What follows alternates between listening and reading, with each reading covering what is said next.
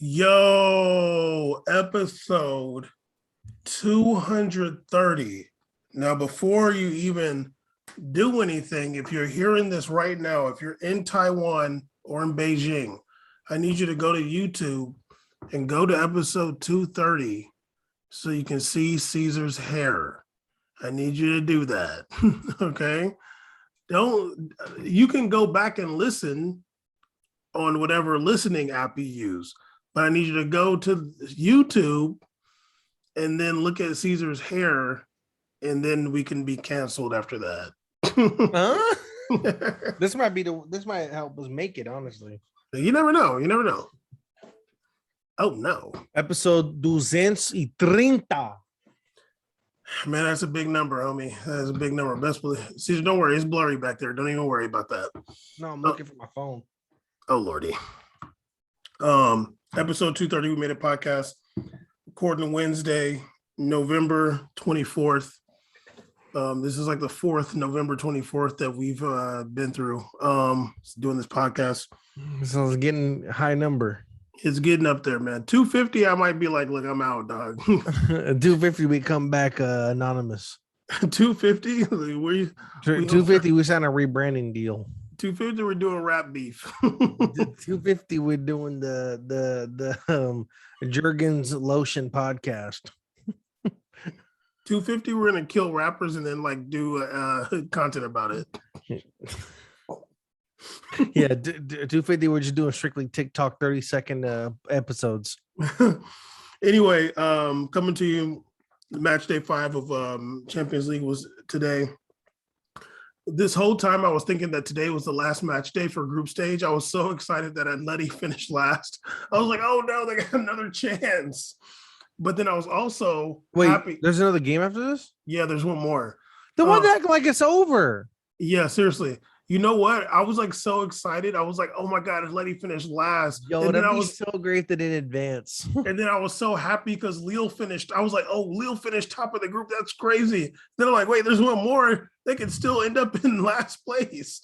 Is it like, aren't they like set up like 9-6-6-3 or something like that? And that one is just disgusting. Even closer than that. It's like horrid. Yeah, but we match day 5. I watched a couple matches. We're gonna talk a bit. We're gonna recap that. I don't know what matches you watched. You watched Barcelona Benfica, right? Barcelona Benfica. Yes, I watched a little bit of that, and I'm not gonna lie, I got a little bored. Yeah. Then I you watched Man U? I watched a little bit of that too. I don't watch the full thing, but I was like in and out of the Man U game, and then I watched the games today too. City PSG. I watched second half City PSG, and I watched the whole Real Sheriff game. Okay, nice. Definitely got tired in all those. I watched Villareal Man U and I watched City PSG. Oh, I would love to hear your Villareal Man U conversation. Well, okay, I didn't do like real notes because I really was just doing. Okay, you know why? Because I recorded the match and it took me like it took me so long to end up finishing it, but I was mostly doing a Sancho tracker. But I did watch it, and I do have some analysis for you. Okay. We're going to talk about that. We're going to recap Champions League. Then we're also going to talk about Benzema being found guilty. Benzema's guilty, not like your homeboy, not guilty. Y'all got to feel me. And then also we're going to answer some ESPN FC questions, which I think I want to name this episode Answering ESPN FC Questions. Because these fools I'm absolutely down for a series called Answering ESPN FC Questions. Oh yeah, we're definitely gonna do that from going forward. You can go. Yeah, make sure you guys doubt harm also. Doubt harm if you can. Yes, please doubt it. And also so answering ESPN FC Questions, and that's gonna be the name of this episode. But Caesar, yo, what's up? I did watch Villareal versus Man U, and I have some takeaways. Where are these notes? I also discovered an Australian artist who's really good. She only has like 4 songs, and she has like 5 subscribers on YouTube. Maybe I'll make a video for her. Oh, you know what? I need to ask Audio Face a question. Yeah, and Scrappy.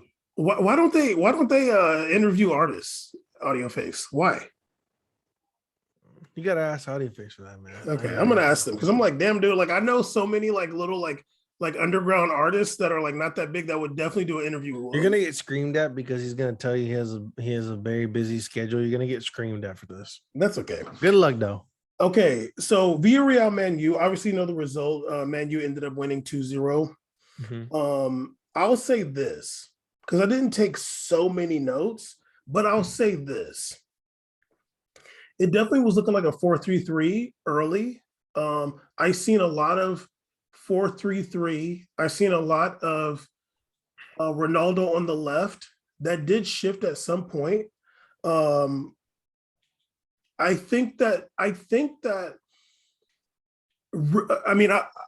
it's somebody could say I'm biased, but I do feel like Man U was really missing Cavani. I feel like if they had a 4-3-3 with Cavani in the middle, it'd be a lot different than having Martial. Let's not forget Anthony Martial is not a real center forward either. He's a converted winger. They put the number 9 on him and made him do center forward Martial, and he's never been happy. He looks forever miserable. Even bald, he looks miserable. We named the episode Project Baby Angry Face after him. I have literally forgotten completely about that title until the minute you said Project Baby. It like struck a lightning in my head. I was like, oh yeah. And you can see his face, like that angry face, that Project Baby. I know that face anywhere. Yeah. So really, Man U wasn't really having the best players for that 4-3-3 because they're still missing a center forward. But they were doing it, and I will be honest, it wasn't really working that well. But I think also it wasn't working that well because the midfielders they had. Fred, McTominay, and why am I forgetting? Fred, McTominay, and Bruno didn't start. Portuguese. No, Bruno didn't start. Bruno played though. He played later. He came on, and that's when they scored goals. Fred, McTominay. Herrera. Who? Herrera. Oh, Ender? No. Sorry. My brain. God dang it. Who was the third midfielder? I'm so mad about that. Now you got me confused. Fred McTominay. I'm pulling it up. Yeah, I'm gonna look right now too. I got it here. It's Fred Van de Beek. Yes, the guy who I call Dead Regular Beak. And Caesar, you're right. You can see why I forgot about him. Yeah, for real. He's that dude. He's regular. That's not the midfield. Okay, so when we've talked Cam, but go ahead. Yeah. When we've talked about Man U being successful winning a 4-3-3, it was not with those three. It was no. It was Pogba, McTominay, Fernandez. Absolutely, yes. When I saw the lineup, I was like, wait a minute, 4-3. I was like, when they did the thing up, they were doing the reveal list. I was like, oh. Well, they showed a 4-2-3-1 when they did the lineup, but it wasn't that for like they must have ran. They didn't even run that. It literally was 4-3-3. Pretty much 4-3-3 for sure. It was when I saw Van de Beek right behind like Ronaldo Martial. I was like, what are we doing here? That's not like I don't know if Pogba was hurt or something. I feel like I never saw him on the bench, but I could be wrong about that. But I don't know. I get really uncomfortable reading stuff about Pogba because the UK has some weird newspapers out there that have been wildly, strangely attacking Pogba for years. Oh, yeah. So I never know if it's true. Like Daily Mirror be putting wild stuff. I'm like, I can't do this. So I just assume he's hurt, and that's the reason. Because I assume it's a professional situation always with Pogba. I haven't heard otherwise.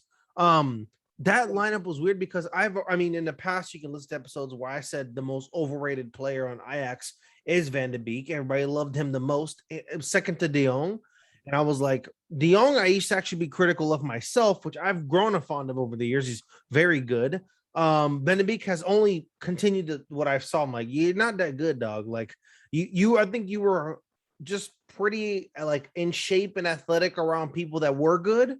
So there's good opportunities for you. And they had the injury to Huntelaar. And so they were like kind of using you as like a 9. You're just a certified utility man. You're a certified utility man. And that's because you can run around. But like you're not like, don't put this man at cam. I'd rather you put Lingard at cam. Like, let's not joke ourselves. Like that was he literally got no service. They didn't even trust him with the ball. No, Like, this is not really the dude for this. yeah, no, he's really not that good. Like he's worse than Fred. Fred didn't play that bad though. Actually, I kind of like Fred. Like he gets dogged stuff, but I kind of like him. Fred's like a pit bull though. He be going though. He be working. And Fred has definitely worked on his like passing game and using his right foot more. He's actually pretty good. But that was the midfield, and Caesar. There was times when Villareal would get the ball and just slice through Man U's midfield. Like 2 passes and they're already there. These guys were like so lost. Like it's not a possession midfield by any means. And it just like, that's not the 4-3-3 they need to run. But luckily they didn't give up any goals in the first half. I did write in the 28th minute, don't tell me about Ronaldo slowing down. And then I put another one at the 35th minute. There was like some Ronaldo, don't tell me slowing down tracker. Like Caesar, like, oh my God. Like there was some play, he like kind of lost the ball a little bit. So he had to like, I mean, it's hard to explain, but he had to kind of like kick it forward to like try to go around this guy to get possession. But he was going sideways to do that. He kicks the ball forward and it just kind of happens to go between the guy's legs, which actually makes it harder to get around him to retrieve the ball. Yeah. He still got over there, like so much quick acceleration to do that, get around this guy in this small amount of space and retrieve the ball. And I'm like, dude, like, don't tell me he's slowing down. Like that is the strongest and the fastest person on the field right now. Like not even close. Like no other player on Man U is doing that on the field at that point. And okay, my Jadon Sancho tracker, first half, I put 2 good plays, 3 bad plays. In the second half, I put 1 good play, 1 bad play, and then the good play was his goal. And then 1 more good play, which was his goal. The ball ended up kind of just like getting to him by everybody else's effort, and he shot it towards the goal and it went in. This is what I think about Jadon Sancho. Like, I really feel like this. I feel like he's just not in great shape. Like, I feel like he's really not that athletic on the field. He's good with the ball in close quarters. He's got some tricks with the ball. Yeah. He can place passes, but when it comes to like running around, it's just not him. And I never really watched him like that at BVB, like maybe a couple times, but like he's got great highlights. But when it comes to like there's space and like, you know, if you're going to play on the wing in a 4-3-3, like you got to be able to cover a lot of ground and like get there quickly. Man, you was trying to press a lot. Like Ronaldo was the one, and this is going to go back actually to his goal. Ronaldo was through the whole game. Come on, like trying to press the entire match. Jadon Sancho is just really not like, he's like a cam that needs to be like protected kind of. He would be good in like Serie A, or if he's like around a bunch of guys that are going to run like he was at BVB. Haaland's going to run. Thorgan Hazard's going to run. Pulisic's going to run. Rafael Guerrero's going to run. All these guys are going to run a lot, so he doesn't have to do a lot of running. At Man U, especially how they were playing yesterday, that field's wide open. It's a 4-3-3. It's wide open. You got to be able to cover a lot of ground. So he wasn't really looking great really when he was like having to cover, like having to transition. He didn't have a terrible game, and he did get a goal, but he didn't by any means have a good game. I thought he had a better game than I've seen. Oh, it was better than that Young Boys game. I think this is the best, probably one of the better games I've seen all year. He actually looked like he was a part of the team at times. I didn't like feel as usually I'll lose him for 40 minutes, the whole Yeah. half. Those I'm like, oh, here you are, you're making your presence. Okay, okay, okay. Like once in a while, I'll be like, all right, all right. But it was Just, like if it but wasn't 40, it was, yeah. yeah, it was like But 15 though. I'm just trying to be the non-negative a little bit here. But I will say that I do think it might be a little bit of a fitness issue. Yeah. Maybe not even like I don't want to overanalyze, but it could just be his mindset in terms of fitness in general. I don't really see why he'd be extremely exhausted. He didn't get called up, so I don't really see why he'd be like beat down, you know. He's on a team that he gets to rotate his position pretty often too. He's not playing every damn 4 times a week like well, you know, Vinicius or something like that. Like he's playing, you know, up and down. So I think that it may be like I he just don't doesn't think he's have that guy. yeah, he's just not that dude fitness wise. Yeah. And He's not a run he up and wouldn't be down that guy. guy for a 4-3-3 then. Yeah. He'd be good in the midfield in a 4-3-3. He would, yeah, and up top too, where he's just like where they had Van de Beek, they should have put Sancho just kind of right there, right, like in that area where he could facilitate, and he's protected by Ronaldo and Martial running around there. If he's just kind of planting there behind them, shadowing, not having to make runs, like on those plays when Ronaldo's running around, I was doing the whole scoot up thing to him, like tell him to hurry up, like he doesn't have to do it because he's behind him. So Yeah, that'd be better for him, and he doesn't have to track back for defense that much either in the cam. So exactly. I think so too. I think also another criticism of the midfield is that if they were gonna run this midfield, I think they had the improper 4-3-3 setup. They should have done a holding 4-3-3 if this is the lineup they're gonna do. Well, Maybe I let think they did though. yeah, but they Because still I gotta feel have Van de Beek as like a faux cam or I something. don't what He was kind of like getting up there, and I'm like, you should kind of back up and give it to someone like Martial Ronaldo to kind of continue the press. Like you don't need to be up there. well, I think that I mean he did end up like I in would that let Fred be more free and let McTominay and Van de Beek sit deeper. okay, when in the press, I do remember Van de Beek getting up, but I Yeah. mean, I think It's it not like he just got the ball a ton. I'm just saying. but I feel like it just happened to be like the press rotated somewhere and he had to get there. But for sure, are they trying to say that Van de Beek is some kind of like attacking midfielder? Is that what They the were narrative saying he is? was the cam that game. Oh well, I don't. Well, that's just not true. No, I know that. But I'm saying like that's what people were saying though. okay, well that's crazy. He's just in the midfield. Yeah. McTominay is a deep lying midfield. Fred is going to get deeper. Van de Beek, I guess he probably ended up more advanced, but Sancho is just not a winger in that formation. He's just not like he just like when you think about Rashford, Rashford is a winger. He's really athletic and he can get up and down the pitch. Ronaldo, winger, you got to get up and down the pitch. It doesn't mean you have to be like way back there defending necessarily, but you got to be able to get up and down and be able to transition fast. Sancho is just not that guy. But yeah, if they would have taken out what's his name, Van de Beek, and had Sancho in that midfield, that would have been a lot better because his strengths are controlling passes, getting the ball off his feet fast. He has great vision. He can get them passes anywhere. Giving him that responsibility on the wing to be like more of an athlete, that's not for him. And I'm happy I learned that. And hopefully somebody at Man U is as smart as me. Doubt it. But in the either 66th or 68th minute, I can't read my handwriting, Bruno Fernandes came on for Van de Beek and Marcus Rashford came on for Anthony Martial. And that's when things got a lot better. Agreed. Bruno Fernandes is you know what? Actually, I'm going to save my comments about Bruno Fernandes until the ESPN FC questions because I got something for that. But to say the minute he comes in, he's a workhorse. He'd be running out there. He's a really good workhorse. He's a really good midfielder, and I got something for that. So he's just what I said off camera last time to you. Something going on upstairs. You can't say that word anymore these days. Hint. No, I'm joking. But 78th minute, great again. Anyway, 78th minute, Ronaldo scores.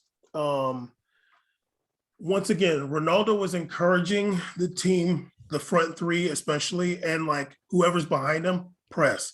And remember, weeks ago, there was this a month ago complaining about him pressing Ronaldo. Is he going to be able to last? Are they going to rely on pressing Ronaldo? If anything, he's the one telling everybody, let's go. Marcotti saying, I don't want to see Ronaldo pressing. He shouldn't be pressing. Or like, I don't want to see Ronaldo defending. Madness. Just haters, actually. But Ronaldo's encouraging the press. He's encouraging everybody to press because the goalie's sitting on the rock. The goalie passes it to whoever that was on Villareal. Ugly pass too, like the defender. No, the midfield. Cope or I don't know who it was, but Cafu, somebody, right? I'm not sure. I think it was blonde hair dude. It's Cafu, whatever his name is. Yeah. He doesn't really control it. Fred is able to get it off of him. It gets to Ronaldo, and Ronaldo's in Cafu. Yeah. Sorry. Ronaldo's in a position to get the shot over the Villareal goalie, and literally the high press worked. You rarely see a high press work like that. Mm-hmm. Sometimes that turned out everything fell in order. Perfect. Sometimes you'll see that high press like we saw in the Champions League a few years ago when Benzema was able to hit the ball off the goalie roll. That's your high press working, but that's a big mistake from the goalie. This is a high press working where the goalie's able to pass the ball, and that high press comes and interferes with that with the pass. Yeah, and a midfielder too. It was a midfielder, and it was a midfielder. It wasn't a center back. It falls to a forward, and the forward is able to have a clean shot, and it worked. Yeah, they did a little give and go together, which was real clean.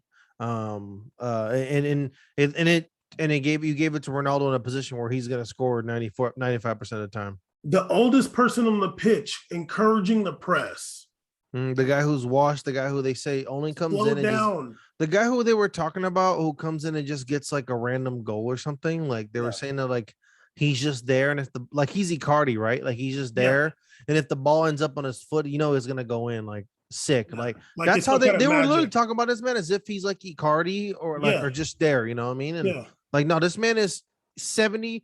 Had 4 game winners this season already, and another goal that swung the entire momentum of the game completely, like into a whole nother. Like, come on, dog. And none of them are easy. Like it's not he's just standing there on a second game of the week, not like first fresh game after 2 weeks off. Where we go. This is after he played in both international matches. Yes, played Sunday. And then played, I think actually played Saturday, and then played again today. Like Tuesday. Played, so played two. So I mean, say what you want. Like he's had 3 days off, maybe 5 days off in 7 days, like or 5 days off in like 10 days. Like man's working, dog. So I don't know what you're saying out here. This is another late game situation too. He don't be getting subbed off for real. No, it was crazy, and he was encouraging that press the entire match. I'm assuming that was the tactic. Like, hey, well, let's high press them. It didn't really do much because Villareal was slicing through that high press so many times. That was the time where it finally paid off. I want to commend Ronaldo for something too. I know a lot of people talk about his body transformation because they're acting like, oh, he's not buff anymore. This is what I want to just this stuff. This you don't even know this shit's what. Let me just say something real quick. Oh no. Have you taken this into account? Maybe when a player's frame has slimmed down, maybe they're working on their cardio. Maybe Ronaldo's been working on his fitness. And that could definitely be the case if you're looking right now at him getting so many late game opportunities to scare goal. You don't see very many people his age putting on top performances at a top tier club like this. So he's a freak about his body and eating. And no, he could have done this also. Oh no, Ronaldo, you're a freak. So it's his approach, and I think it's been working. Obviously, like he's been. I don't ever see him really get tired. Oh no. Just ruined the entire segment, but go ahead. You were talking completely took it for yourself and just stepped on it, didn't you? Like you said, you talking about body. You really just wanted to do I heard you say top a few times. That was 9 no's. Oh no. Anyway, 1-0 Man U at that point. Then later in the match, Jadon Sancho scores a goal. The ball goes from Ronaldo to Rashford to Bruno Fernandes. Bruno Fernandes gets it over to Sancho. who's basically has a shot, just him and the goalie, and he puts it in. Ronaldo was like released Rashford. Rashford gets down and gets it to Bruno Fernandes. And yeah, they had a late opportunity off like a somewhat of a counter. The 4-3-3, once again, the 4-3-3 with Ronaldo on the left didn't really work that well, just because Anthony Martial is not a real center forward. So then Ronaldo had to go in the middle because he can do that better than Martial can do it. Then when Rashford came in, like I'm sorry, like Anthony Martial is just not as good as Marcus Rashford. Marcus Rashford came in and he brings a lot more energy and athleticism. And he had a couple shots too, but yeah, I mean, this is like after Man U got beat by Watford like 4-1 or whatever, and then Ole gets fired. Like there's like a big narrative about Man U, and I'm gonna get into it with the ESPN FC questions, but I still think they're a good team. It's just like you gotta have your best players in the right formation, and they'll be a lot better. They took a step towards that against Villareal. They didn't get all the way there because they didn't have all the right players, but it did work out in the end. And, I don't know the reason why Bruno Fernandes didn't start. I could imagine it was some kind of disciplinary thing. I wouldn't be surprised. But, he came in and showed why he is key to Man U's success when they do have it. I absolutely agree. I didn't really have too much criticism about Martial's play. I mean, if anything, this is actually the first time I got to see him really play in a while. He didn't do where much, he's really though. been. He didn't do much, but Martial is just an interesting case. I just think he's just forever miserable, especially at Man U. Free this man, please free this man. They put him in the middle. That's not his position. Like no, he did it from day one. I know he's tried it before. I feel like people over the years have really tried to make him this center forward dude, but he's not. He's almost like a different version of Mbappe's case, where it's like people force him to be a center forward, but he wants to be on the wing making moves. We watched him at Monaco. He was a winger at Monaco. Even when they put him in, he drifted wide. They brought him to Man U. They put him in the middle. That's not his position. He doesn't do that. They forced him there for so long. Especially remember when they got Depay, they were like, okay, now Martial's going to the middle, put Depay in the wing. I'm like, it doesn't work like this, dog. No, he doesn't want to be there. it just that's just not his position. Like you can't make somebody something they're not if they're not real. Like that's just not what he does. So it's just never going to work. And I feel like he's probably been frustrated the entire time. Like, okay, like and probably his wages are too big for him to leave anyways. No one wants to pay that same amount. I mean, like if you're talking about putting him over on some stupid deal too. Like I remember when like it would be him and Rashford and Mason Greenwood. It's like, it's just not gonna work, dude. You're gonna have your opportunities when they get to make a cool highlight and it'll be fun. But everybody knows soccer. You guys may enjoy that cute highlight they have on the weekend, but it's a lot of games, dog. It's a lot of grinding. And the biggest thing in the sport is not highlights, it's consistency. Yeah. If you're not consistently like making those just rough center forward runs, pressing, tracking back, setting others up, like almost like Firmino, like that dirty work Firmino does. One season he'll go crazy. Other season you don't really see crazy numbers because he's doing a lot of dirty work in there, dog. And it doesn't translate number-wise, but the team knows how important it is. Like players like Salah and Mane know how impactful his play and his setup and his hockey assists are to the team. So it's not the most thrilling position. There's a grind to it, and everybody likes it. Some people when they turn around, they don't like being in the middle. Like they like being on the left. They like having those different angle to work with. It's just the way people are. It's just a total different thing. Playing, looking to the side at the ball and then having the ball and looking towards the goal. And then also like even looking up and seeing like what angle you're at and like, oh, I'm on the left side. Cool. Easy right foot shot come. Or in the middle, you're like, well, what do I kind of do here? It's just different for everybody. It's different. Having your back to the goal. Like that's just, and you having to turn around is hard. That's just stressful. If you're not used to that over the years, like it's just not gonna click one day. That's why, I mean, we'll get into PSG in a second, but like, that's why PSG's become more of a counterattack team. If you're playing Mbappe in the middle, he's not a center forward. What he's just going to want to do is get some space and run. He's just going to try to make space for him to make it more. He's going to keep making runs in the middle. Like when we play pro clubs and someone's in the middle doesn't want to play, they'll just keep doing it. I'm like, it doesn't really work like that. That's like, not really playing center forward. It's just trying to get something going on the counter. You're just trying to get some going for yourself, but it doesn't really work like that. Sometimes what you're doing is setting up for the next thing to happen, not actually just going to score. Exactly. I guess we don't really want to talk about Benfica Barca. It was 0-0. I do not want to talk about that game, please. That was a waste of my life. You said you did watch. The only other game I watched was City versus PSG. Oh, you watched Real Madrid. Let's talk about Real Madrid, actually. Okay. Real Madrid played really well today, but to be expected as well. I thought that they've been coming in really good form. The team that they played against Sheriff was a totally different team than now. The original Sheriff, the first Sheriff match, which I believe was like match day 2 Champions League group stage. I think they played Sheriff was like 2 or 1. They played them very early into the group stage. So that honestly has been a complete different team since then. Like Vinicius has scored I think they said 6 goals since that last match. Everyone looks in 4. Benzema looks really good. David Alaba, from the day Bam mentioned David Alaba's debut and saying he looked like he's in really good shape, he's actually just ascended. Like he looks beyond comfortable, and he is the best example of a left-footed center back I'd ever want. Like that. If you're gonna give me a left-footed center back, it has to be like this, not like Kimpembe, like that. Like we're don't do it to me.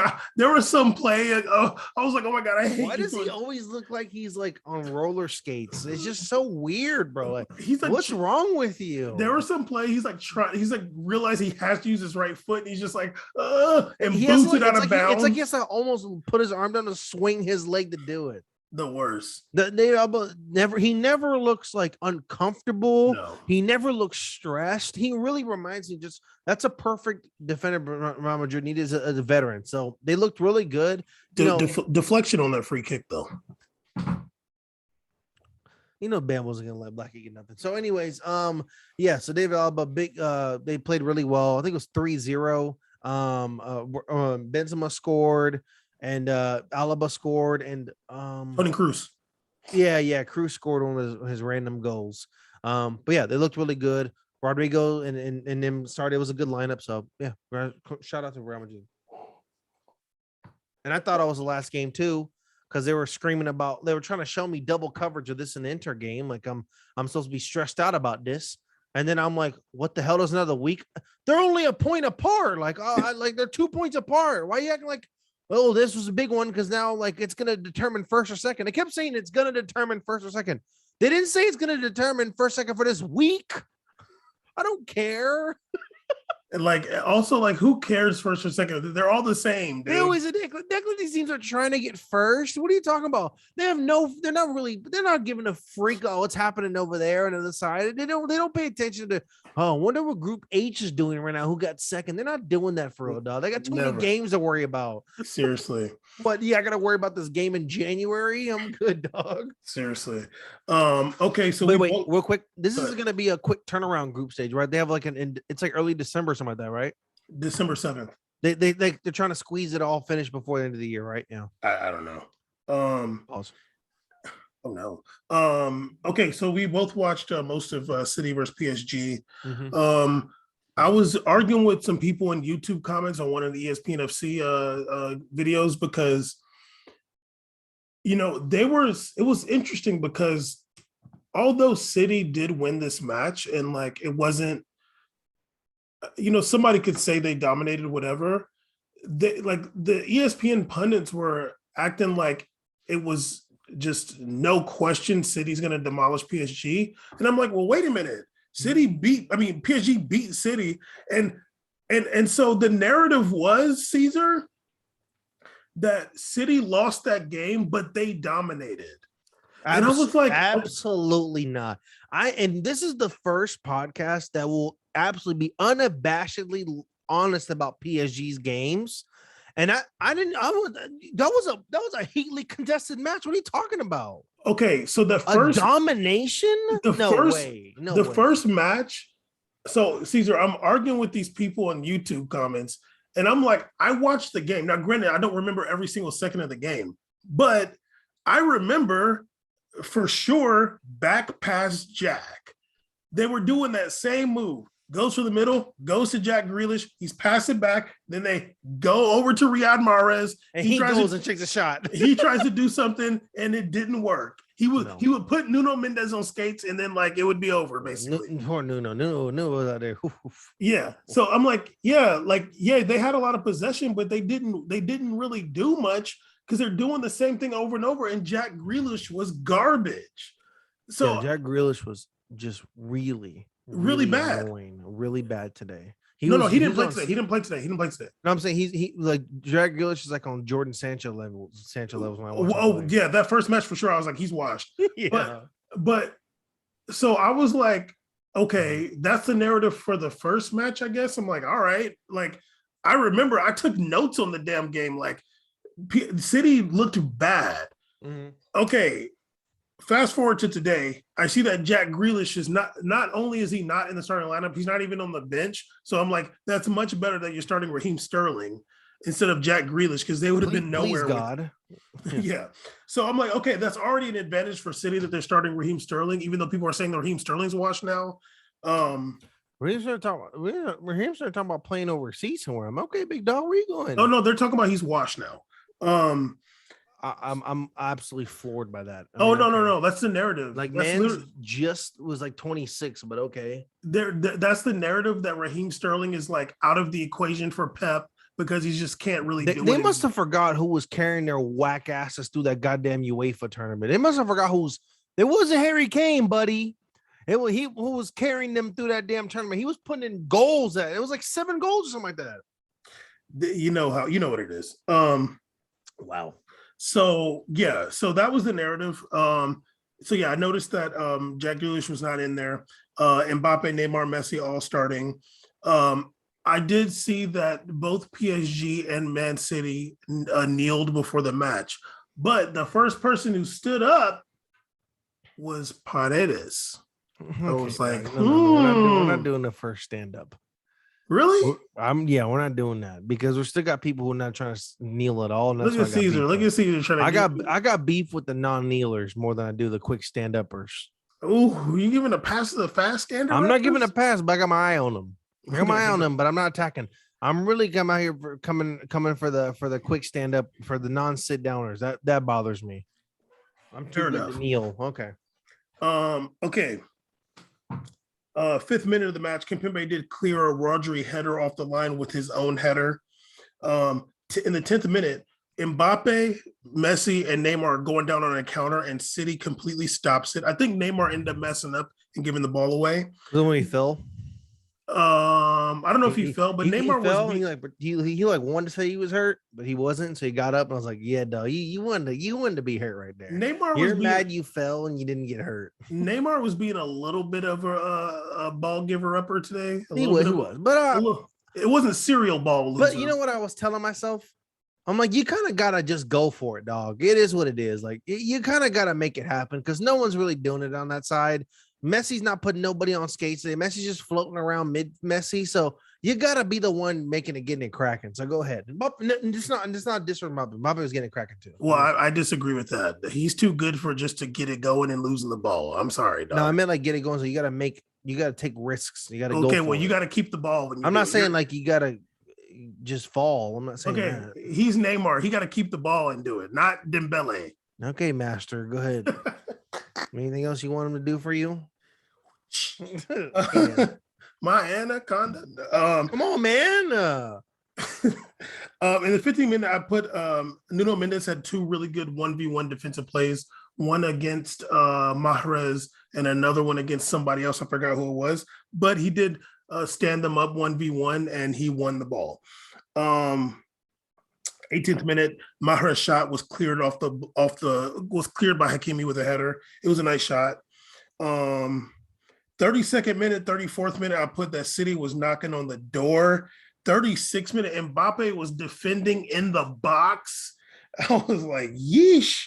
They're trying to win that game. In the 38th minute, it was funny. I think City won a corner.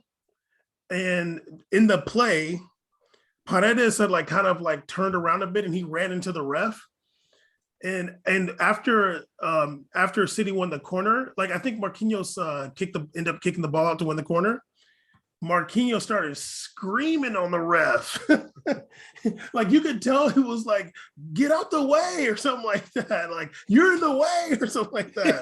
It was hilarious. Players be fucking hating referees. It's just so funny. It was funny because like I saw that happen. I saw Paredes run into the ref. Now, honestly, I feel like it's Paredes' fault, but if I was Marquinhos, I probably would have screamed on the ref too. Like, yo, me too. The hell? Like, what's wrong with you? You like, lazy fuck. So, sometimes I'd be thinking like, damn, like I know I can be extra, so sometimes I'd probably be screaming on that ref. But like, Bam, if you're running around that game is intense, you got no time to be scolding about it for running into a referee. You trying to get it cracking that referee, just stop that from happening, sir. I like, you know what? But it wouldn't have ran into referee if no referee was there. I'll tell you that much. You feel me? Anyway, halftime, it goes into halftime 0-0, but City was definitely doing much more than PSG. Second half, 50th minute, Mbappe scores. Whoa. I'm here. Messi, I can't remember who got the ball to Messi. It might have been Neymar, but Messi has the ball. He's trying to like put in some kind of cross, I think, but it ends up hitting off of Kyle Walker's back and then falling to Mbappe. And Mbappe shoots the shot and nutmegs Ederson neck tattoo. So what's the name? PSG scores. It wasn't some like beautiful football. It was kind of a counter, but you know, Messi's cross could have easily just did nothing, but it bounced off Kyle Walker's back right into Mbappe's lap. So but Kyle Walker's back. But at that point, what's his name? Pep Guardiola got smart. He took off Zinchenko and put on Gabriel Jesus. He knew what he was doing. Yeah, I'm like, dog, you got to get this little Ukrainian out of here. That motherfucker a real tactician. Seriously. Right after that, actually, PSG had a good chance. They were coming down on a counter. Hakimi had the ball. Messi is like a good little bit of like there was like 2 runs going into the box, and Hakimi just did a really bad pass. I was like, damn, dog. Like, not only you could have at least got a corner out of that, but his pass just like went behind Messi, I think, and I think Messi lost the ball. But it was like a good chance for a counter because really PSG is a counter-attacking team. Danilo ex Machina came on for Ander Herrera, 61st minute.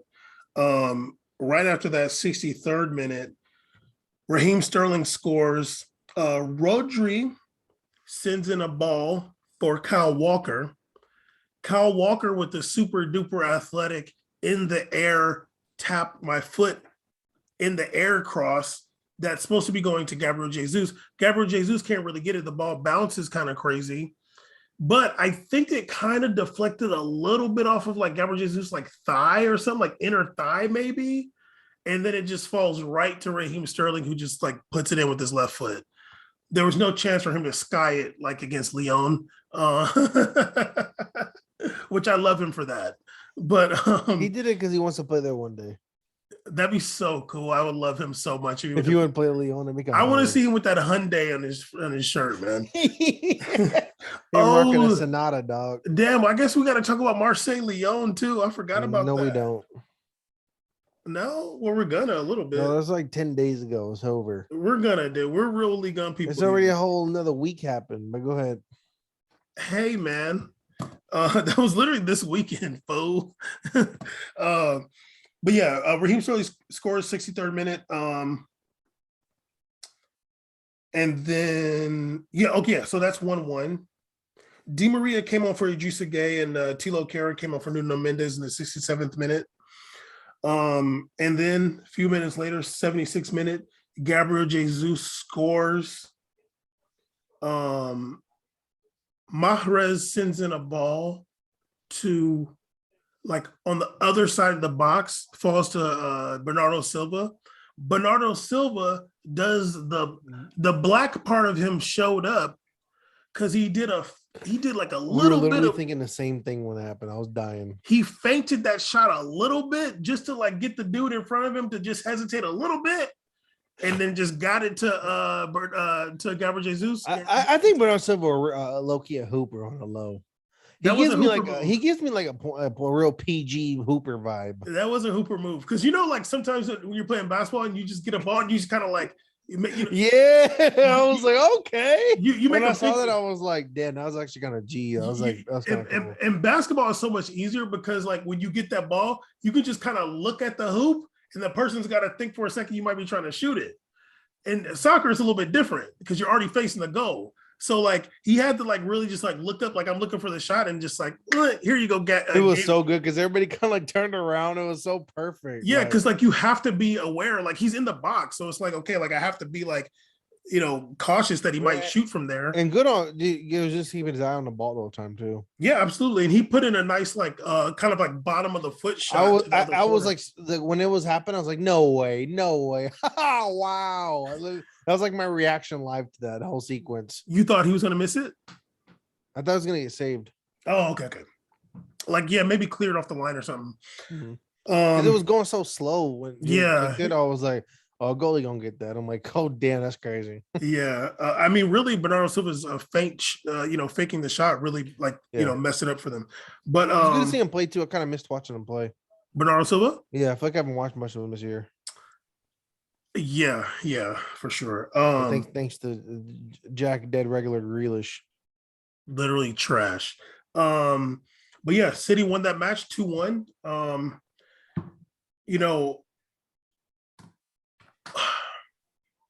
I really feel like we're seeing more and more that the Messi Mbappe Neymar thing is just like, man, it's not there. I was actually noticing a lot during the game. I kept telling myself, like, where's Messi right now?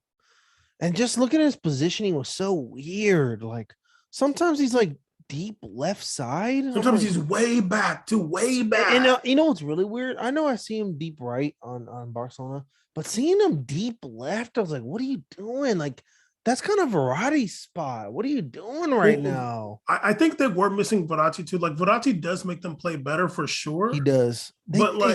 It just doesn't work because it's funny when Messi steps back away from it. Like when he steps away from the action, it's like Neymar and Mbappe get feverish. Like they get up top and they get like real fucking like it gets really intense. Like they're like running up with the ball, and Mbappe had a couple really good plays where he's like trying to cross, bring the play over to the right side to get it going. Like it's like they really get antsy. Like this is my opportunity to score. Like it's really weird. And then when it goes to Messi, it feels even slow. Like he's too slow. Like he's too slow for even this style because if PSG can't properly set up offense, they become a counterattack heavy team.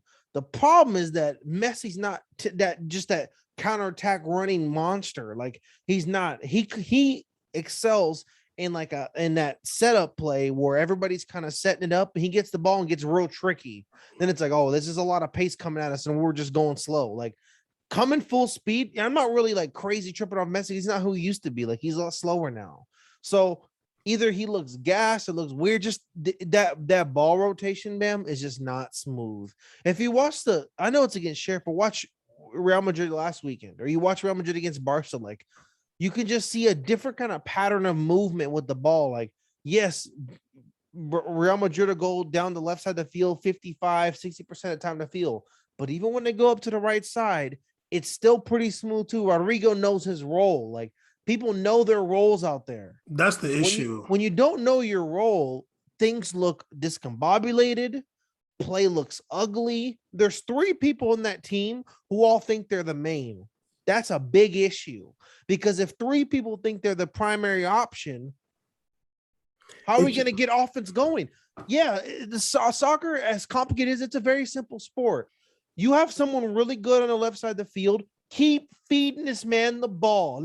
And sometimes switch it up to keep the defense guessing. Sometimes switch it up, but it keep going down. Real Madrid will always go down the left with Ronaldo. They always pretty much go down the left or the middle with Benzema and Vinny. PSG, what do they honestly do? I don't know what they do. I can't tell you their image. It's just like get it up there. If it's on Mbappe's side or Neymar's side, we'll see what happens. If it's Messi, we'll see what happens. It looks really ugly and it's looking dangerous. In a 2-game series, that's a rough one. I'm not gonna lie to you. That's a rough one. I don't know how they're gonna do, dog.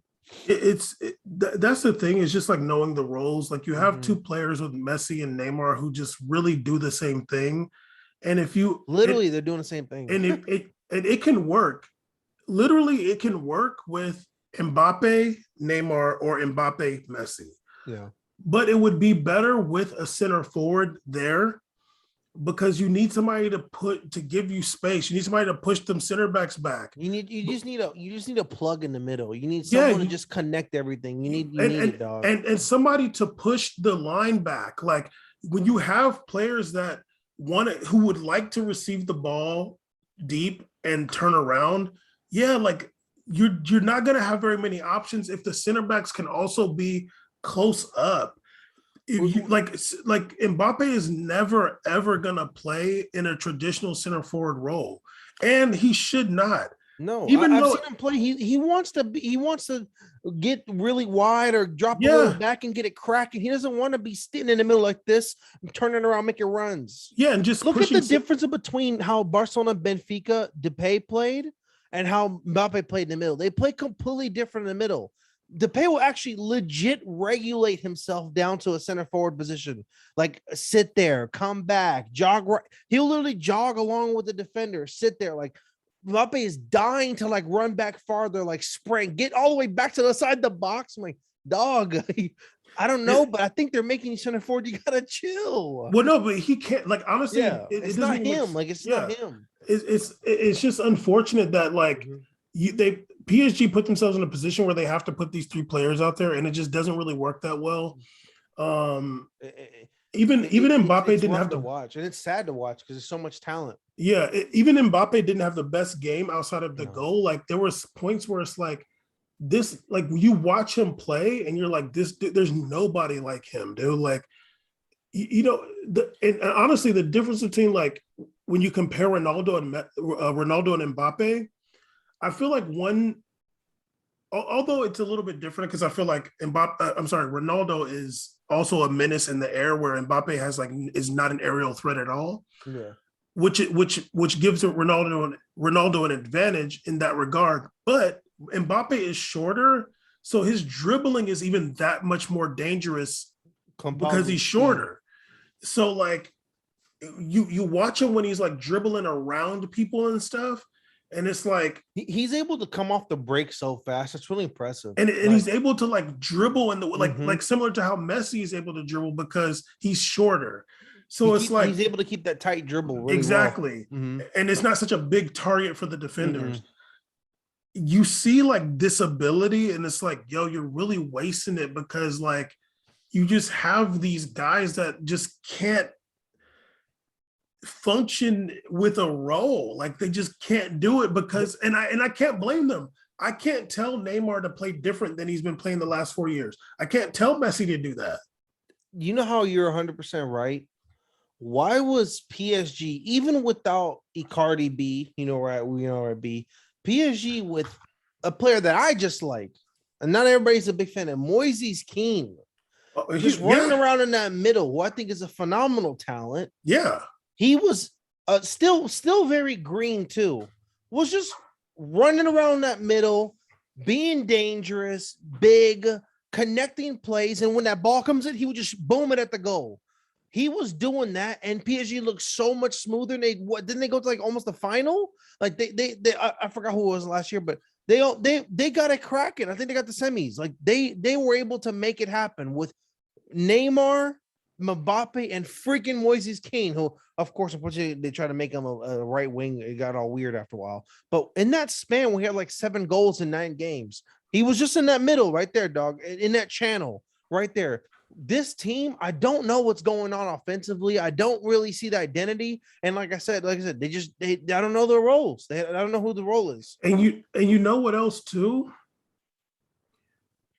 You got 3 guys that are your forwards that none of them are an aerial threat. None of them. You know who would have been balled? Even Falcon would have balled out on this team. And he's playing over there in Rayo Vallecano, newly promoted. Like He you knows his need role. He can get a crack in the air. He can now. plug in. He can come in and do Yeah. something. Now somebody could argue, well, Man City doesn't have an aerial threat in the forwards. You're right, but Man City plays in a way where everybody's playing in their role. So when they pass the ball around, they understand what they're doing. True. But also, devil's advocate. What happens when it doesn't go right for Man City? What's usually the reason? Don't know their role. It's weird.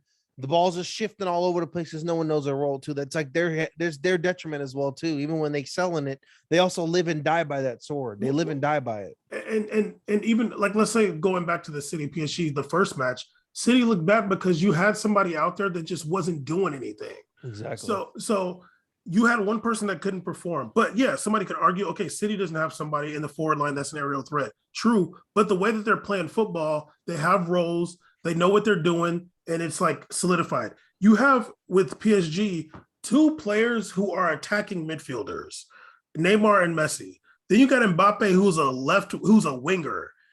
This is like all over the place. So, and then you have it so where you can't even put a cross in. If you put a cross in at PSG, if Mbappe, if you got Neymar and Mbappe on the left, Neymar gets the ball to Mbappe. Mbappe is putting a cross in. It's one of the midfielders. If that ball gets headed out by one of the opposing team's center backs, they got an easy counterattack. You got literally like 6 players that's pushed up to the box. So the counterattack is easy. You have no idea what you're doing. I don't even know if I can blame Pochettino, honestly, because it's just like, you got Messi, dude. Like, what are we supposed to do now? Start Neymar, Mbappe, Messi, and Icardi? I don't know, dude. I don't really know. I see Messi even himself is trying to figure out what he's supposed to do. Sometimes I see him like run around in that like deep cam. And I'm like, damn, I don't even think he knows where he's supposed to be right now. I think he's just like, I guess I'll do a give and go with Neymar, see what happens. Like, Caesar, something you said actually, when you mentioned when Messi is like, when the times when he's not involved, the times I noticed a play, I can't remember when it was. Sometimes a forward will not be involved with what's going on, like defensive wise, or like they're not really involved off when they have the ball because like the ball's over there, whatever. But when Messi's like not involved, it's like a big gap. it just becomes a hole. He like, Yeah, he like walks or doesn't if really he's be involved. offsides, The it's thing like is, the big issue is that he's so deep too. Like he plays so deep that when he does that, it takes up a whole area where it becomes a yeah, liability. it just doesn't work, and it hasn't worked at Barca. We've watched it; No. it just hasn't worked. We've watched literally times where his side of the field has been just getting sliced and diced through because of his like lack of either desire or just age or whatever to just kind of you want to sit and it's convenient for you to play deep when you want to be offensive. But what are you doing defensively in that deep role? It's huge. Yeah, loser. But anyway, so at this point, City's going to win their group. PSG is going to be second. Liverpool's going to win the Group B. We still have Porto sitting on in Group B. Porto sitting on 5 points. Milan sitting on 4, and Atleti sitting on 4. So we don't know what's Milan with the comeback story, dog. Comeback story. Yeah, both Milan teams actually. Yeah. What's the name? Group C, Ajax gotten every single point so far that they could. And a quick note I want to make: AC Milan had a guy who scored, who made his debut at 30, and this dude was playing Division 4 and like delivering food 2 years ago in Italy, and now he's scored his Champions League debut at 30 years old. Go ahead, big dog. It's my time to shine. I'm gonna go make MLS now. I'm gonna lose some weight playing MLS. He's about to get so wasted tonight, and I hope he does.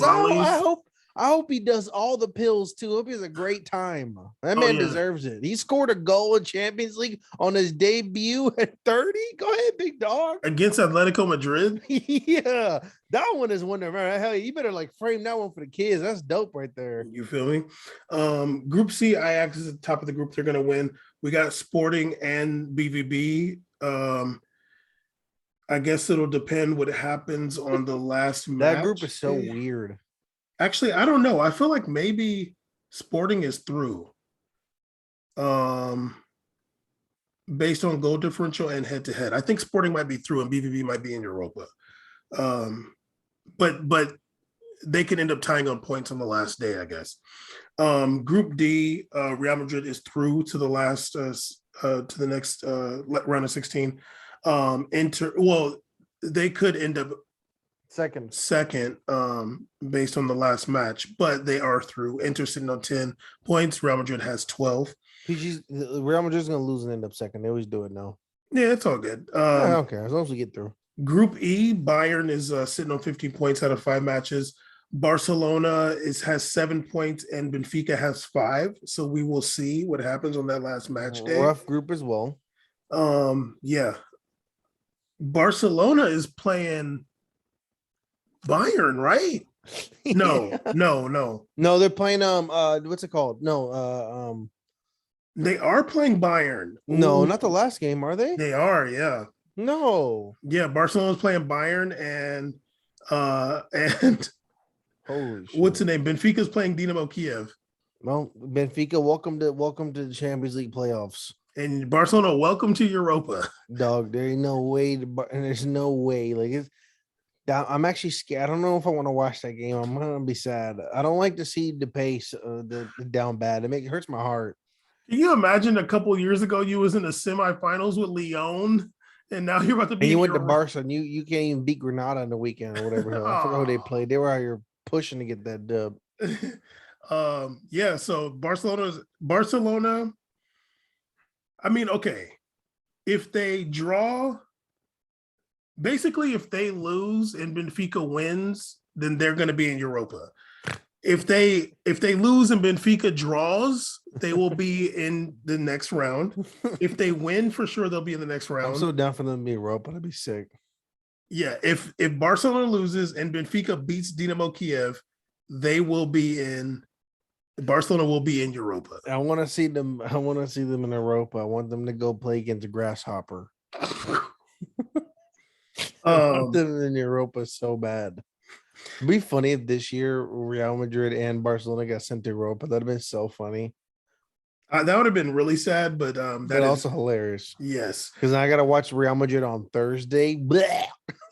For sure, it would have been a Classico Europa League final, and that's the trashiest thing ever. But I just don't want to watch Real Madrid play Thursday afternoon. What the hell? Okay. Real Madrid versus Barcelona Europa League final probably get better ratings than any other Champions League final. Barcelona versus Real Madrid Europa final will get better ratings than last year's Liverpool Chelsea, where the hell it was. Oh, 100%. Like they'll blow that final out the water. Seriously. Group F, Man U's on top with 10 points. Villareal has 7. So Man U is for sure to the next round, and we have Young Boys has 4 points too. So okay, to be a young boy, but they have their -5 goal differential. But I think Man U is playing them on the last match day, so they'll probably win that match. They lost that broke again, young boy. Come on now. They lost that one because Juan Bissaka's red card. That one. And then last Group G, Lille is on top of the group with 8 points. Hey, but Salzburg has 7 and Sevilla has 6 and Wolfsburg has 5. Don't doubt my boy Ocampos, dog. Big baller in these streets forever. Had a nice goal over the weekend too. You know what? Let me see who they're playing on the last match day. He had a dirty goal. Jesus has a foot. Wolfsburg is playing Lille in Germany, and then RB Salzburg is playing Sevilla in Germany. Come on, I'm sorry. Wolfsburg. In Austria. Come on, Lille can be a Wolfsburg. Come on, dog. Yeah, I mean, all they need is a point. All they need is a point, I think. Basically. Okay, and then last Group H, Chelsea and Juve are through to the next round, both sitting on 12 points. But yeah, that's Champions League. We'll be excited for the next the last match day, December 7th and 8th. That'll be fun. Really quick, let's talk about your boy. What's his name? Karim Benzema was found guilty of blackmailing Valbuena over that sex tape with we don't know what gender. Um, he got found guilty. He was given a suspended prison sentence and fined 75,000 euros. A 1 year sentence that is suspended. But his lawyer did come out and say that they're going to appeal because Kareem is not guilty. Y'all got to feel me. But he was found guilty. Doesn't Spain have that weird like first sentence like appeal law or something like that? Like, well, sir, this is France. oh, I'm sorry. Well, then I think he'll be fine. He's gonna appeal. He got money. He'll be good. But I mean, if they're not gonna they never locked up Messi and then all those other dudes for that tax evasion. And I mean, why my boy Benzema got to go down? Also in Spain, but if he goes down, we know what the reason is. Yeah, but yeah, I mean, I don't know. He'll probably appeal, and it'll probably just take some years. Yeah, but that's a crazy sentence though. And don't do the crime if you can't do the time. Chicka-chee. Okay, I guess we'll talk about it real fast. The freedom fighter Dimitri Payet was hit with a water bottle really hard. And I mean, it was really a shame. I don't know what they're gonna do in France because it's really crazy right now. They're turned. I'm blaming the vaccine. Yeah, they might have got vaccinated and made them all crazy, but we're kidding, by the way. We're kidding. Lyon was playing Marseille. I was really excited to watch this match. Okay, Caesar, I'm gonna tell you exactly how I got into it. Actually recorded that match. I was excited too. Okay, this is what happened. I want to see I want to see double ponytail bun Payet out there. I was like, oh yeah, Lyon's playing Marseille. I was like, let me see what's up with the match. I turned on the TV, and they're like being is showing like, some like random like PSG soccer stuff. I'm like, what the hell's going on? I was like, okay. So I'm like rewinding, and it's like rewinding for so long, and it's still like commercials and stuff. I'm like, what the hell happened to the match? So I start the match over. I go on Twitter. I think I text you, and I'm like, what the hell? So I go and I'm like, okay, let me start the match from the beginning to see, I'm like, okay, I'm going to give my analysis of what happened in this match, okay? So, it's like 2 minutes in, Dimitri Payet has to go and take a corner. He walks over there. They're throwing stuff, so he walks back. The ref is talking to people, whatever. Okay, Dimitri Payet goes to take the corner again, and he like goes to like tie a shoe or something. Adjust the ball, whatever. Okay, and he gets rocked by a water bottle. By a full one. A full water bottle. I wouldn't know empty ball. I had water in that tank. It was like boom. And he like got up. Dante Culpepper threw that joint. I hit him so in a headshot.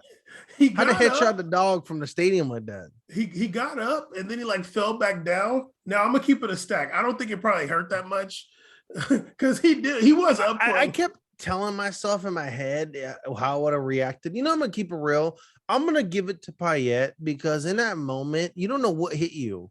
You honestly don't know if you know what's going on. You know when you look at this, but you just don't know. So he probably just like, oh, I got hit. I'm going down. Like it is. Oh yes. No.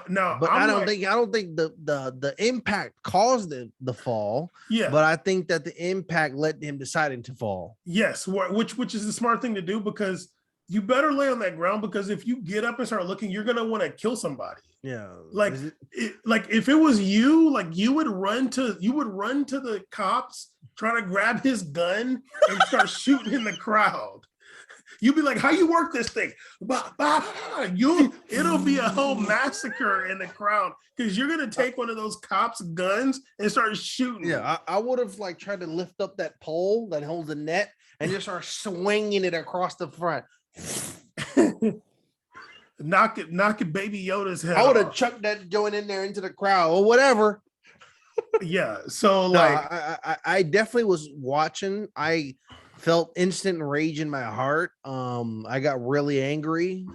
I had to replay it 5 times before I realized they were playing replays too, but I had to replay it myself before then.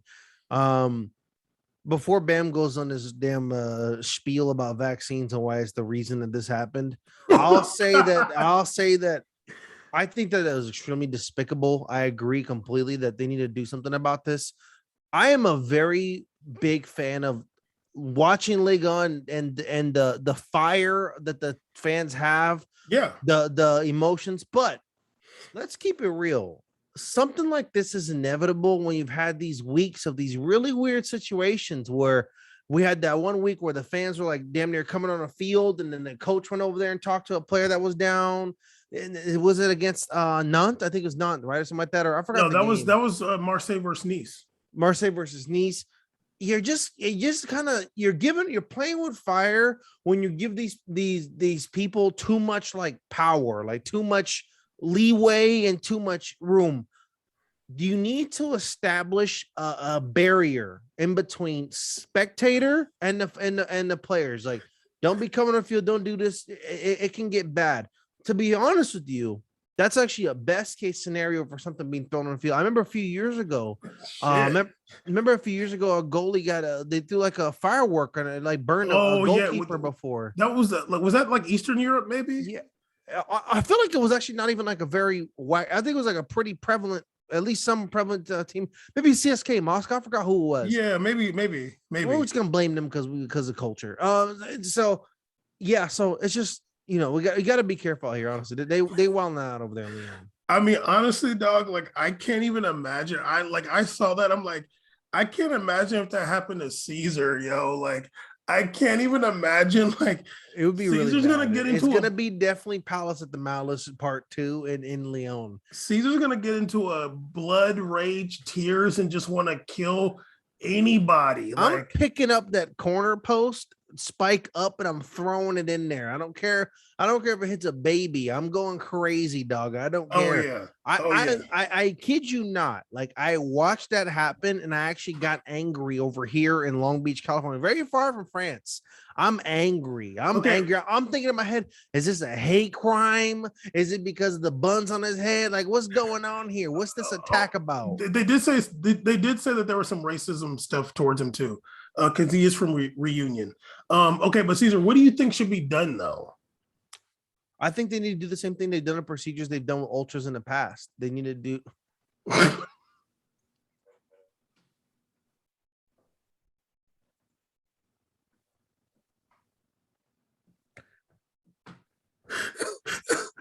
What's wrong? Why are you laughing, dog? I just saw the image of the water bottle connecting his. Okay, Caesar, what do you think should be done? I have so many questions about this picture. Come on, man. There? What do you think should be done, dude? What's going on there at the bottom? What's going on at the bottom there? Can you chill? I never seen that before. Can you chill? Get that checked out. Oh my God, Caesar. What do you think they should do, man? They should just say fuck it, no more. COVID. Hey, look, dude, come on, man. Okay, you can't do that. You set me up. I'm trying not to throw. I'm trying to keep it together. This is worse than heckling. I'd rather someone do monkey chants while I'm doing this talk right now. I'll say that I think what they should do is what they did for Byron and they did with Zenit, where they should just suspend the ultras. Just leave it to the what is it, like basically the nosebleeds or whatever, like the whole ultra section. Just suspend the ultras, because at the end of the day, the ultras do kind of control a lot of the atmosphere of the fans. They enjoy the culture. If you even in America, when you look into like going to like games, you see the impact of like the ultras and the fan base. So I think that if you suspend them, it sends a message and precedence. Especially, I don't know what the upcoming schedules, but it's suspended for a very important home game. Let them know this behavior is not going to be tolerated. And I think that. Do you think Lyon should lose points? No, I don't think you should lose points. That's what they did with Nice. Oh, they lost points over throwing someone on the field. No, in Nice, the fans came on the field. Yeah, I know, but they should suspend the ultra team. I don't think they should lose points over it. Do you think Nice should have lost points? No, they should suspend the ultras. Okay, interesting. You're kind of lenient on these hate crimes, but okay. I'm not. Where's the hate crime? They threw the bottle at my boy Dimitri Payet. That's not a hate crime. That's just a crime. That's an assault. You don't know if it was a hate crime. Now, if I had heard the same audio I was hearing during the Inter game and then the water ball stone, then I'm just saying get rid of the whole team, send it uproot the team, send it to America Samoa. You don't deserve a team no more. Okay, That's what fair I'm enough. saying. If that's the case, all right, then send the team to reunion. I'm sorry, dog, it's over. But That's a vacation.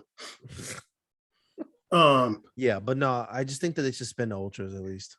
Dimitri Payet honestly has been one of the better players in Ligue 1 this season so far, if not the best. Like at least top 3 in the league this season. I think it's also really cool that he's also playing in Liga. I think it's just really cool to me. Like it's just cool seeing him out there. To me he screams like almost like an ambassador of the league. Like when I see him out there, I know he's 34 now. Who knows how much longer he has? But just to see him out there, especially the success he had that previous Euros before the last one. And when he took out Ronaldo, that was hate crime too. It's just good to see him as a prominent role. I'm very happy that there was nothing bad because I was like, damn, we already had the Ericsson situation this season because all I saw was him go down. I was like, oh, is he okay? I was like, damn, like this is crazy. Like, damn, stop, just relax, okay. Anyway, so yeah, I'm happy he's okay though. Okay. Yeah, I don't know. It really sucks. Yeah, he is 34 years old and he's playing really, really well. And like, who knows? He might just be over it at this point. Caesar, you're being mischievous right now, and I don't appreciate it. I can tell that you're doing some demon work right now. But anyway, okay, Caesar, let's get into these ESPN FC questions. I have a few here. The first one I'm going to ask you.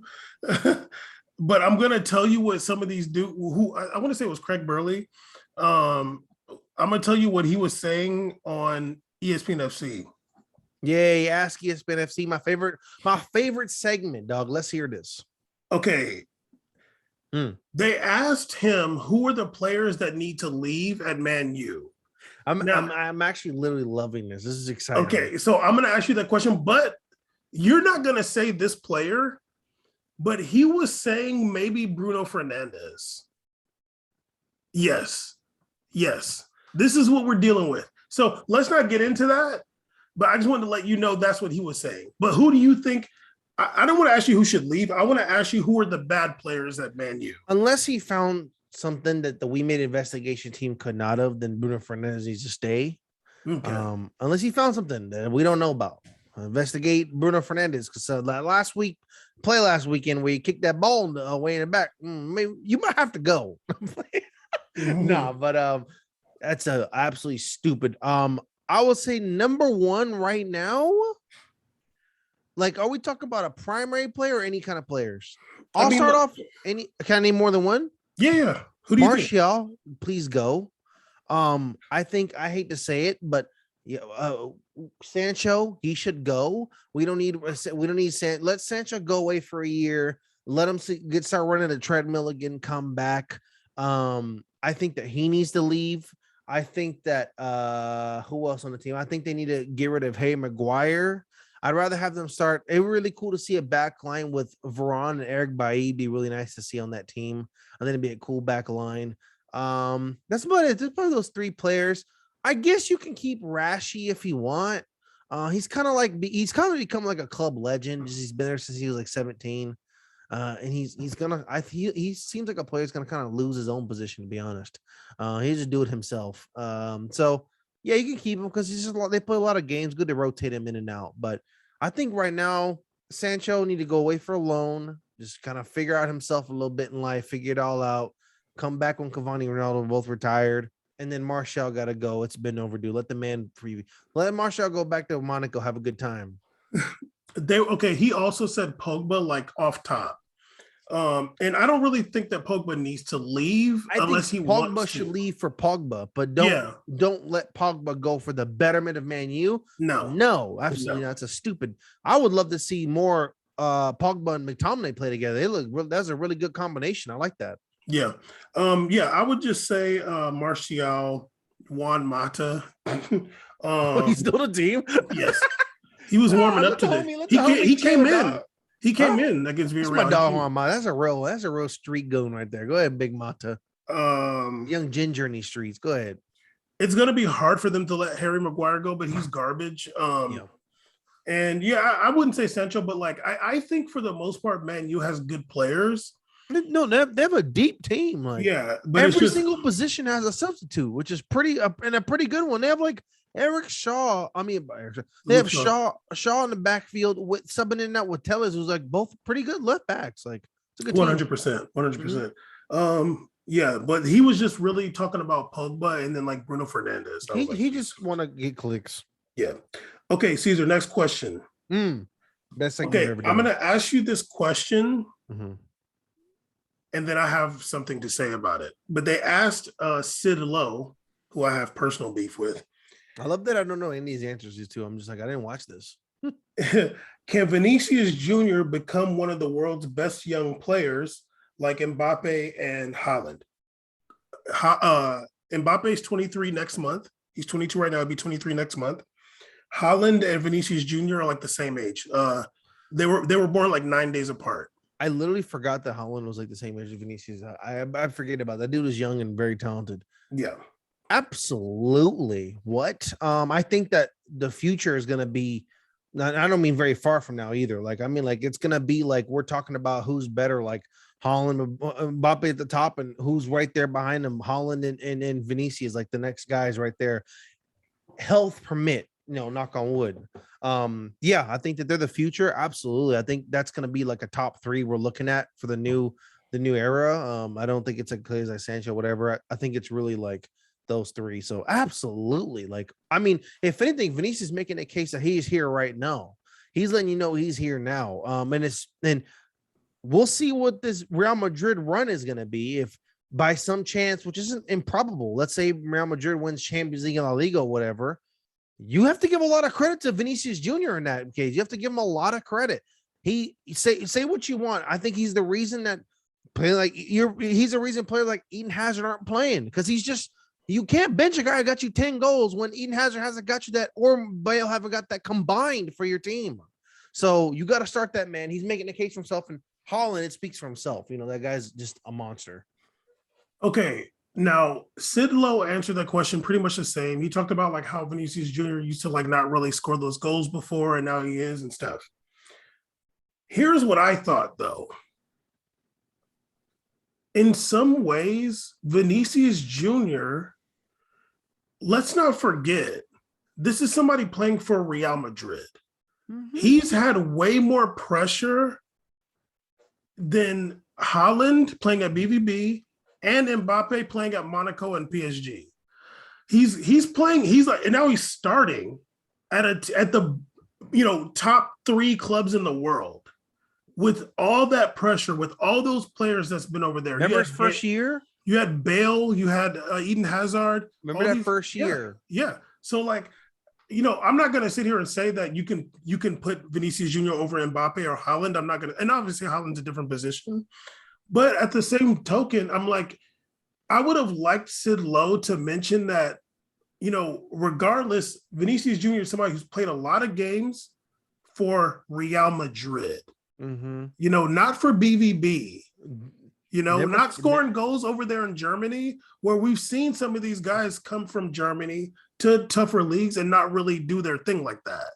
Apart from that, like, out of all those 3, who's had a harder journey is definitely Vinny. I mean, this is a guy who came in as a project from Flamengo, played a little bit, got sent down to Castilla, came back up because he was just he's making free kicks. When they made free kicks, I'm like, oh, that's ridiculous. Like, if he can shoot a free kick, we got to bring him back up because he can't shoot for real. They brought him back up.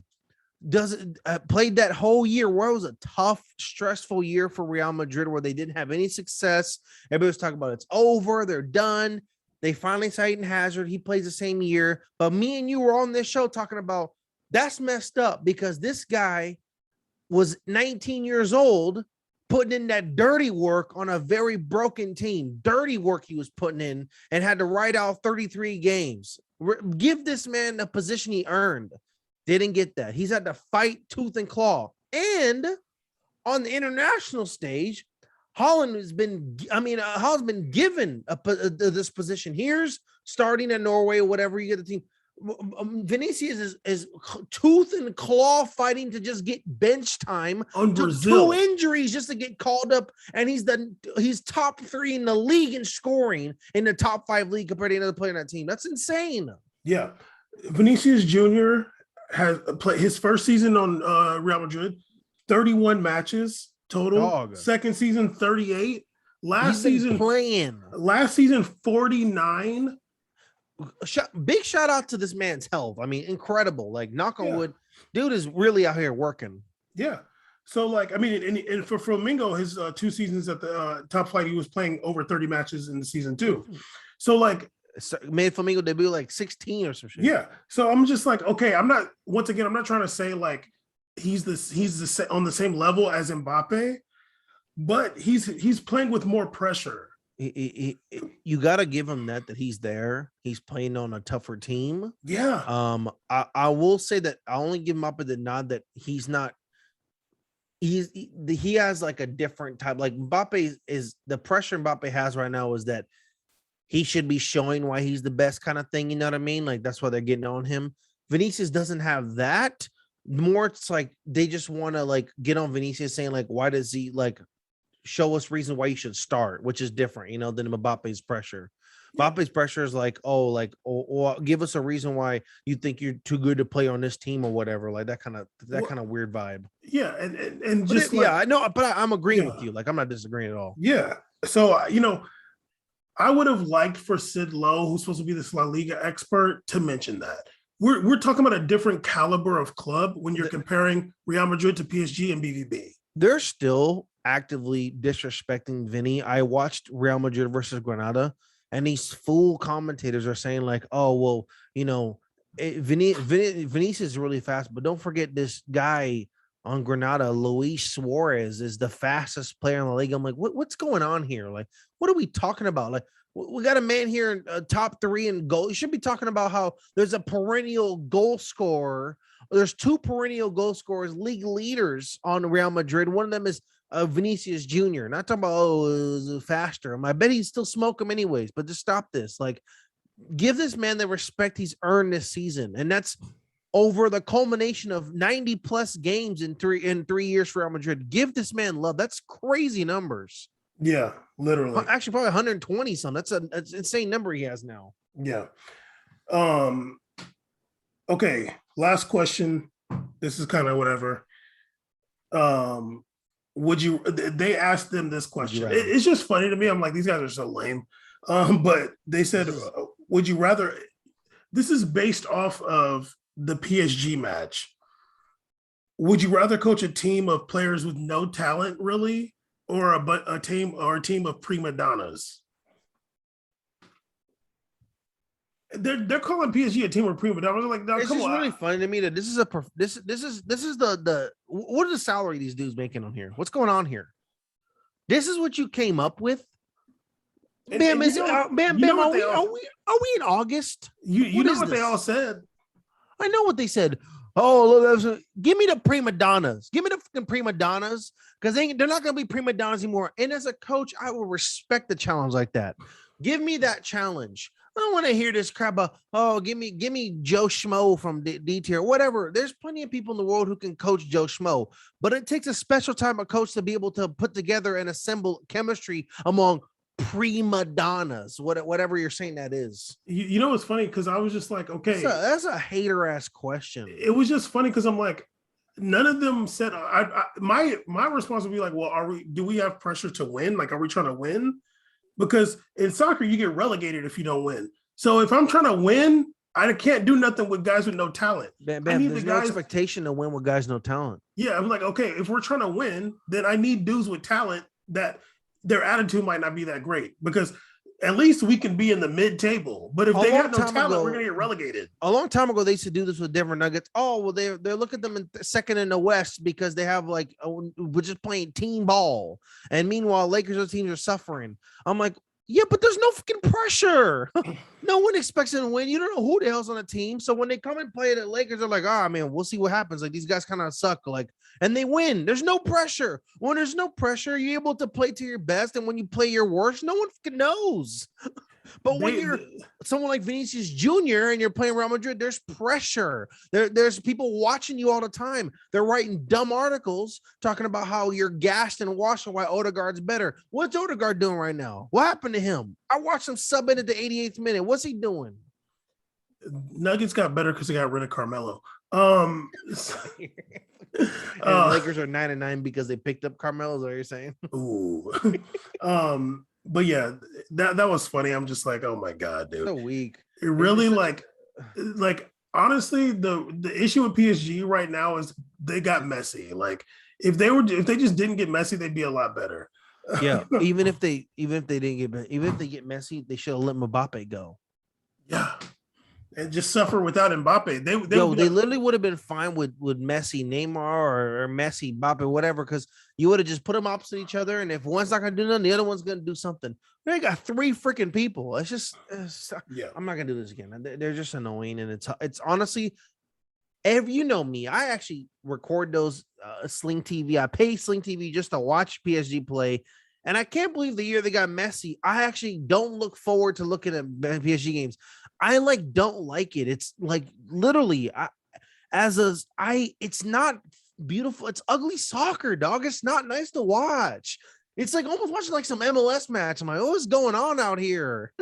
Yeah, no, it looks bad a lot of times. Rough. I'd rather watch Benfica Barca. I feel more comfortable watching. I know what's gonna happen here. Yeah, seriously. Ugh.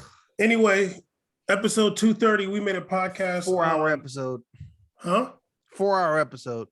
That's your fault. That's because you sitting over here sending graphic pictures. But anyway, we made a podcast. Holler.